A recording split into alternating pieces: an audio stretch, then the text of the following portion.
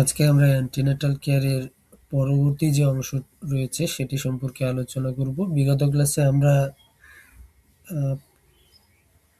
কিছু এমসিকিউ নিয়ে আলোচনা করেছিলাম। আজকে আমরা পরবর্তী যে অংশ রয়েছে সেখান থেকে শুরু করব। তো চলুন শুরু করা যাক।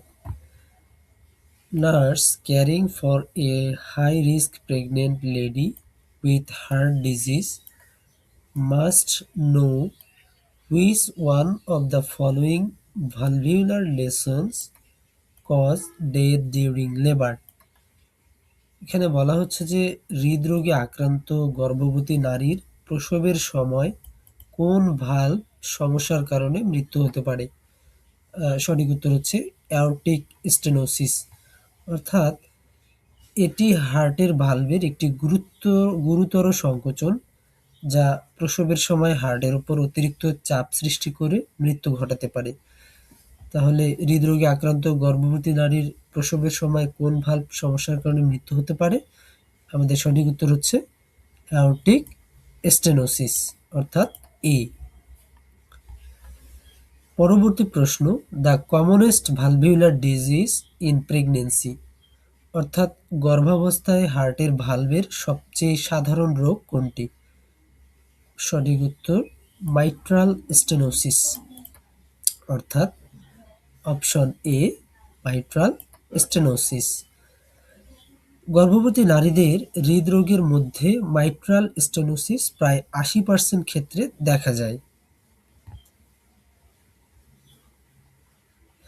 A prenatal client with a history of heart disease has been instructed on care at home.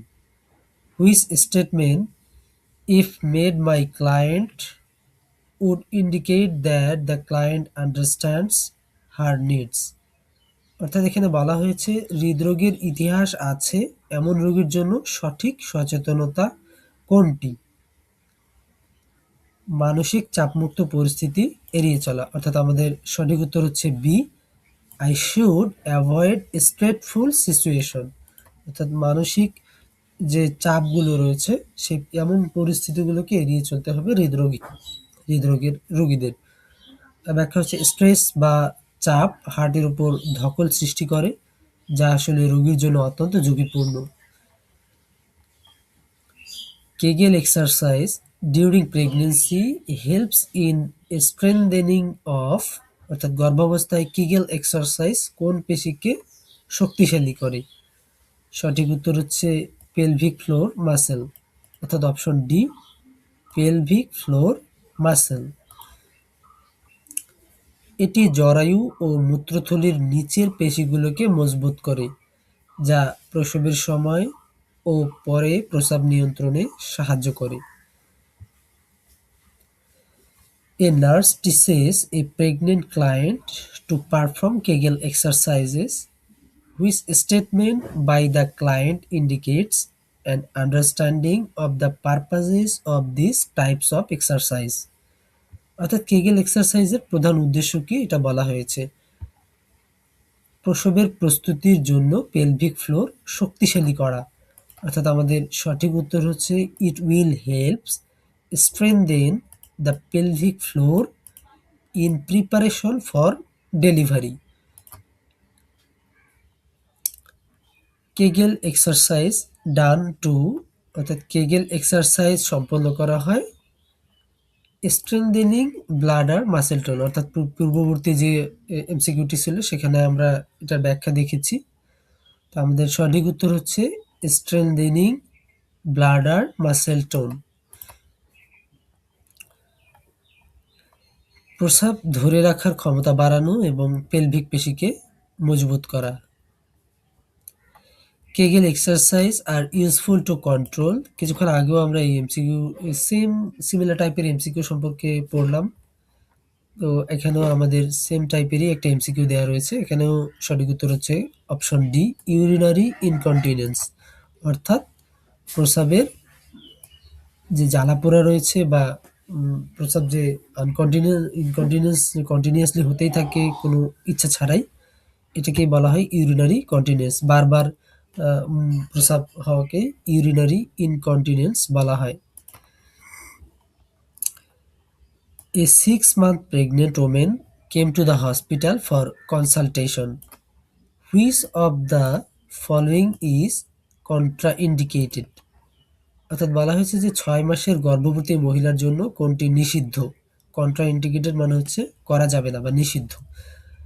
এখানে বলা হচ্ছে রেটিনল 2 লাক আইইউ অর্থাৎ অতিরিক্ত ভিটামিন এ। অপশন হচ্ছে option D retinol 2 lakh IU. অর্থাৎ ব্যাখ্যা হচ্ছে গর্ভাবস্থায় উচ্চ মাত্রার ভিটামিন এ বা রেটিনল ভ্রূণের জন্মগত ত্রুটি ঘটাতে পারে।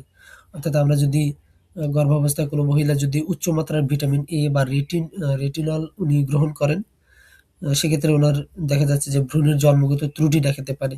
এটাই এই প্রশ্নে বলা হয়েছে। এই কারণে এই ধরনের ভিটামিন গর্ভাবস্থায় অ্যাভয়েড করাটাই সবথেকে ভালো।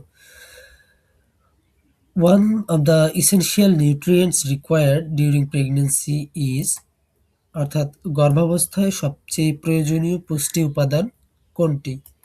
সঠিক উত্তর আয়রন। Option B iron.